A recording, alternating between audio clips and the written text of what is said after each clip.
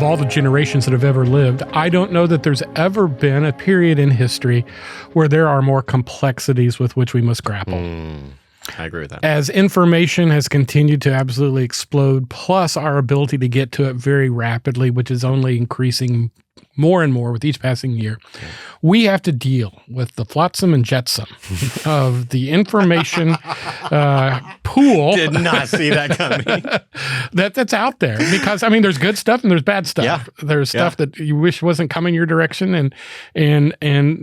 So that's why... It's a lot of noise. There's a lot. That's a great... It's hard to find the signal in the noise. I've kind of liked that analogy of because it's the wheat from the chaff. How do we have so much chaff? How do you separate the wheat from that? Yeah, and where I come from, we call it chaff. But anyway, chaff. You're right. Yeah, okay. So I've had this wrong my entire life. Now I know chaff. That makes sense. I mean, no, but now I'm going to go look it up because you could be right, and Maybe I could have been saying it wrong. This is what Northern California non-farmers say. That could be the case. It's probably just me. This is probably just me. Okay, I'm just saying words wrong. And we are leaving this, and we are not editing this out. Because, definitely not. No, that's hilarious.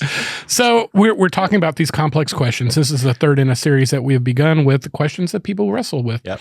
And so the question we're going to look at today begins, or the first question is, how are we supposed to engage with this world around us, with culture? How do we navigate the trends, the pressures that come with an rapidly evolving culture and technology and so forth? Also, where everybody gets to hold a microphone. Because today, everybody can hold a microphone. All I got to do is open a TikTok account. Yep. I'm always amused, and I've got some Instagram friends like this. I've got a friend on Instagram. I think the world with him. I traveled with him once. And he puts the most complex videos together. I mean, he works hard at this. He gets up early in the morning. You can tell and he'll put these about his day or whatever. He's got like 25 followers. I'm thinking, dude, you're putting a lot of work in. But that's his microphone. Yeah. That's a release for him to be able to say, I'm getting my voice out there into the soup that people are trying to decide what they're going to consume. So how do we do this, and how do we point others into how do you live out a life of faith that is based on the existence of absolute truth in a world that has largely rejected that, but still doesn't have a clear handle on what they're going to accept as truth? So what are some of the things that you've done to navigate that? Like you've been having to navigate that for a little bit longer than me. And so what are some of the lessons that you've learned, and how do you I feel like embedded in this question is a little bit of that. How do we do the in the world but not of thing? Yeah. Like how do we, so like there's some Christians that like will not watch any like non-Christian made movies or anything like not G-rated, for example. Like there's a whole spectrum there. I feel like there's is that part of kind of the nature of this question? Well, I think at least we've got to deal with that. I mean, and I grew up in that culture. I didn't go to a movie till I was in my 30s. Wow. Well, I take that back. When I was real young, I did go see Winnie the Pooh and the Honey Tree when it first came out. Aww. Little Mermaid was my first movie. Yeah, and a little some of the Disney, That Darn Cat, which came out in the 60s. I remember seeing that. But then there's this big gap that includes Star Wars and E.T. and so forth until I finally went to see Jurassic Park. And that was wonderful. And I was theater movie. Such a good movie. And so, but then again, I think I don't resent the fact I didn't get to see them because ultimately I was very formative, but by this time I was thinking independently and I was able to view media with a certain level of discernment in my worldview. Yeah. I think the important thing is that we learn that media shapes worldview if we're not careful. Yes. So we ought to put the focus on worldview so that we can interpret media through our worldview, not interpret or change our worldview because of media. Say more. That's really good. Yeah. So the problem with our culture today is that media is used to it always has a philosophical agenda. Yeah. And I think we're really ignorant of that. Or at least, some of the most brilliant television shows like The Office, like Seinfeld, many of those, underneath them, their writers were brilliant people. Yeah. Yeah. Norman Lear, who was popular in the 70s, he died just a year or two ago, but he had shows like Archie Bunker, All in the Family, Maude, and Taxi, I think was one of his. But all of the, underneath the canned laughter and the odd assortment of cast members, there was an agenda. And If you didn't know that it was there, you wouldn't look for it. Therefore, you would be carried along in the stream of the humor and the likable characters and the unlikable characters. And next thing you know, you're really being educated, informed, and changed by this experience of laughter and caring about the characters, which is good if you can trust the agenda, right? Or which the you agenda. Almost never can. No, you can never do it. I wouldn't suggest you do that when you go to church. Oh, see, I love that you just said that's even a stronger statement. Say more about that. Yeah, everything that we consume through our senses, from my worldview, ought to be filtered by absolute truth. Now, here's where it comes into. Without faith, it's impossible to please God.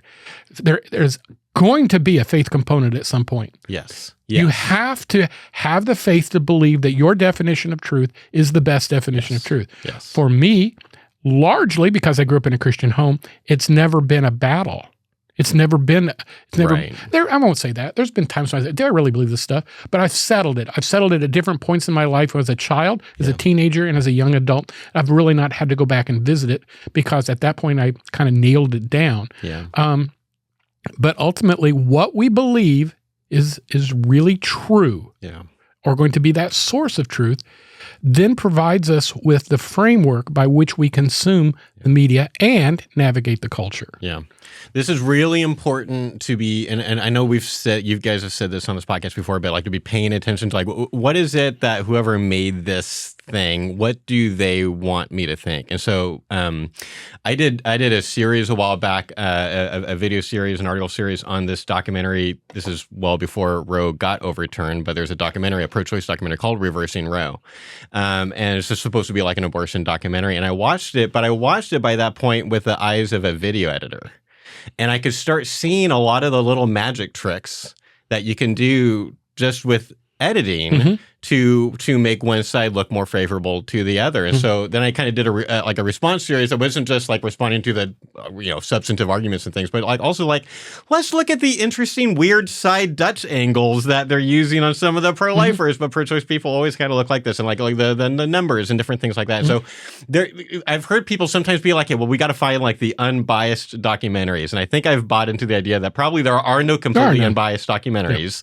And so it's good to watch documentaries. I love documentaries. I've had my mind changed on topics partially because of watching good documentaries, but you have to be super aware there are other sides of this and making sure that you're looking into Josh, that that's so important. And if I can go ahead and do a little self-serving promotion, critical thinking is so essential to the development and living out of a worldview that you need to go back and listen to the 5 episodes that you and I did on critical thinking. I've actually been reposting those on my social media lately because, right now we're in the midst of election season, and I believe that critical thinking is essential into making good choices, whether it's who you're going to be involved in politically, or the choice you're going to choose and where to worship, the friends with which you're going to, even what media to consume. Yeah. You see, the thing is, not all media is worthy of consumption. Yes. And when I become aware that a type of media, or that even an agenda within that media is mocking me or changing me in a way that moves me away from truth, then I ought to have a response. Yeah. I ought to have a response. Yeah. And if I don't, it's dangerous. Now, I also believe that not all media, how do I put this correctly? Because it's I hope y'all can understand what I'm trying to say. There always ought to be this filter, this critical questioning in your mind about anything you read or watch or listen to. Yes. I don't subscribe to the notion that the only reason that we engage with media is for the sake of critical analysis. Yes. Yeah, I agree with that too. It's okay to be entertained. We need to enjoy art. Yeah. We should enjoy art as Christians. Yeah. Like, that is a good thing. But I also think that when we consume art, we ought to be evaluating the art based on some standard. Yeah. And I've had some really intense debates with good friends on this, but I don't believe that art is necessarily neutral. I believe art reflects the originator of the art and the artist and the intention of the artist. And I've had other people say, no. It's the job of the artist to provoke you to thought. But that I don't necessarily agree that is a sufficient definition, because it's hard to do that in an unbiased, neutral way as well. Yeah. And I think if God created everything for a purpose, then he created art for a purpose. And if he created art for a purpose, what is that purpose? Well, it's the same thing everything else he created has as a purpose, which is to glorify him. Yeah.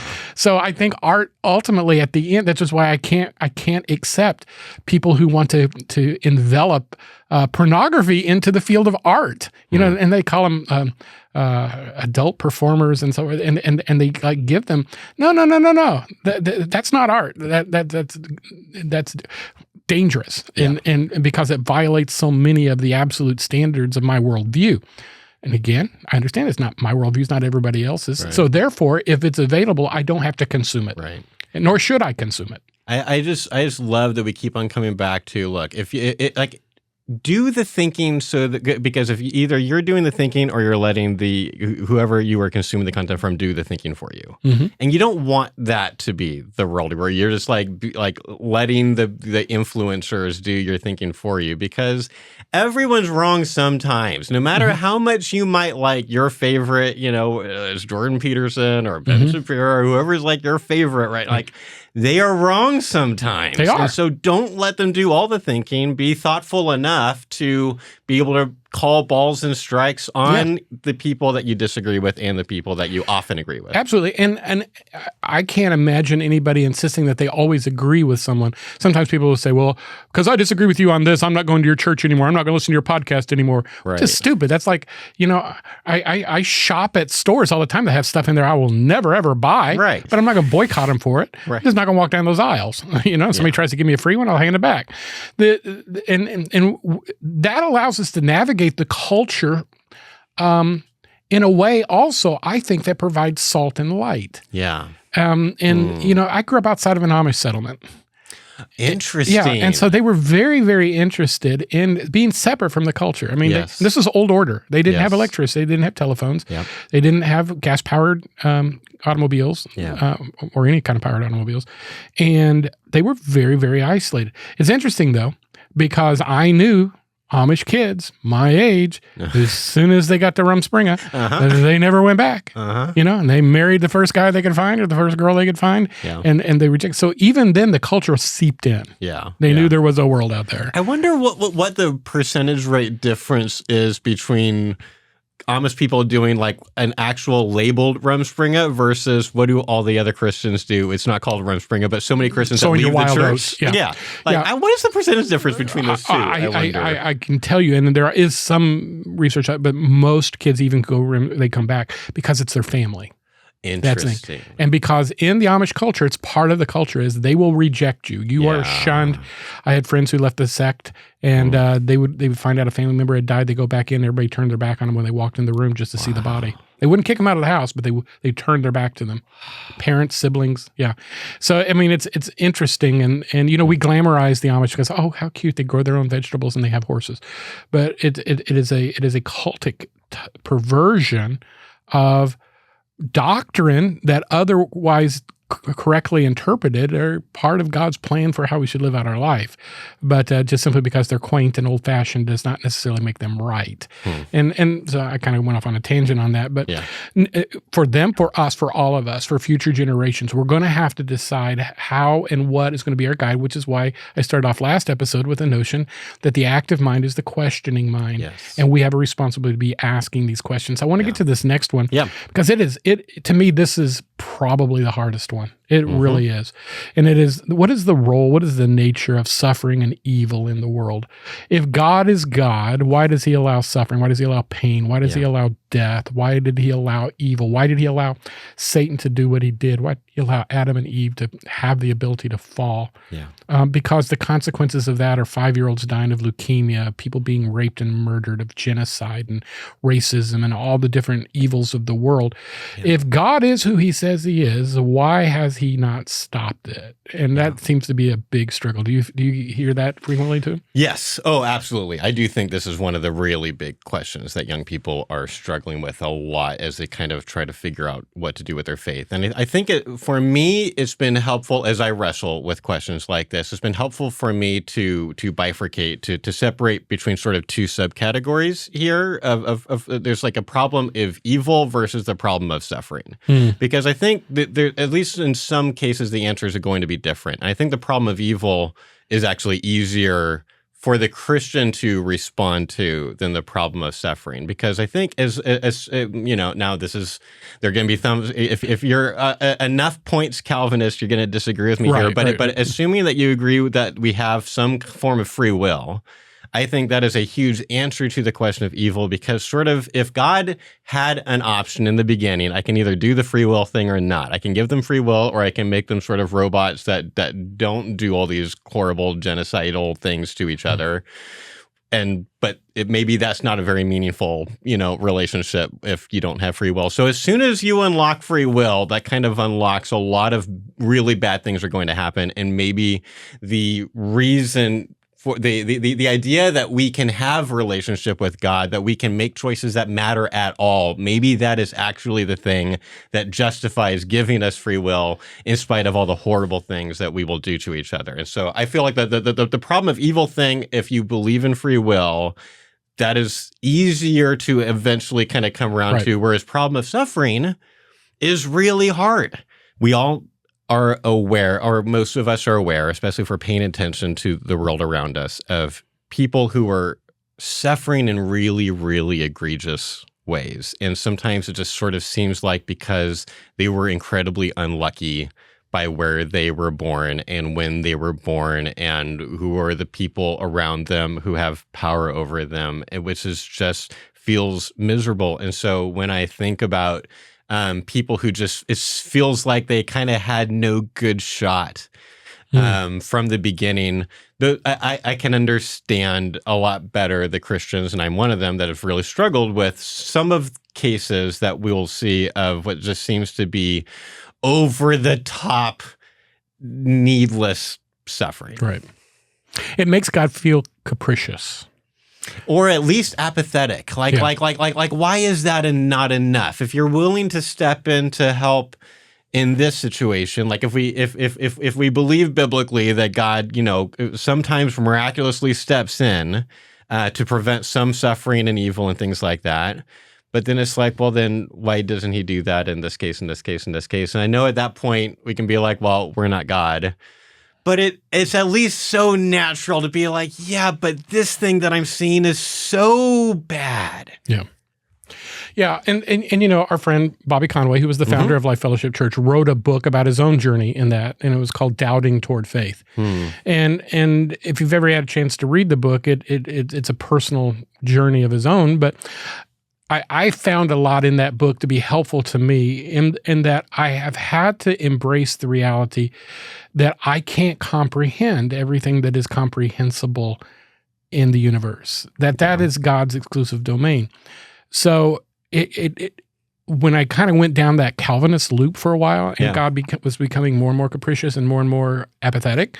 To you from that perspective. Yeah. And then I found then me being disgusted and irritated toward God, not in a intentional way, but in a consequential way, I guess. Yeah. And so I had to go back and I had to start over again.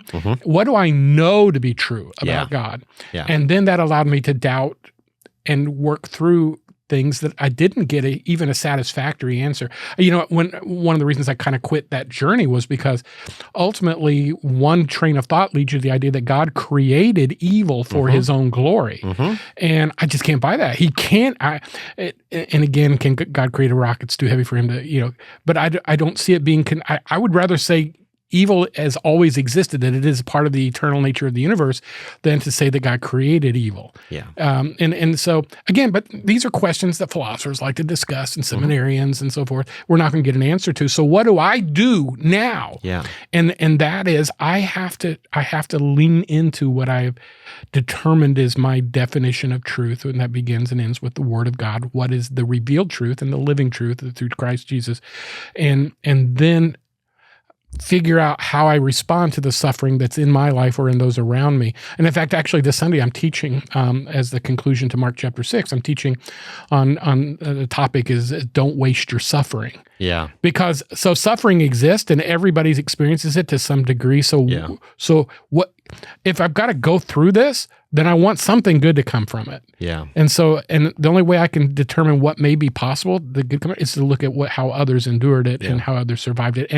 And that, as you mentioned later, the rest of the story, what happens afterwards, those moments when all things did work together. Yeah. But there are times when things work together and I don't see any good at all. Yeah. I don't see any good in all of my friend whose 5-year-old grandson died of leukemia. Yeah. Don't see any good. Or his daughter whose fiance was killed 6 weeks before their wedding. Don't see any good in that at all. Yeah. And I don't necessarily believe that I have to. And for me to still accept God's sovereign authority in the world, because within God's sovereign authority of the world, he has given the prince of the power of this world, the air, here, some authority, and he has always intended to destroy, break, and kill. Yeah. So I'll say the one thing that has been helpful for me in this area. I'm still personally on a journey in this topic among others, but I'll tell you the one thing that on the Christian side that has been the most helpful to me. And I imagine this.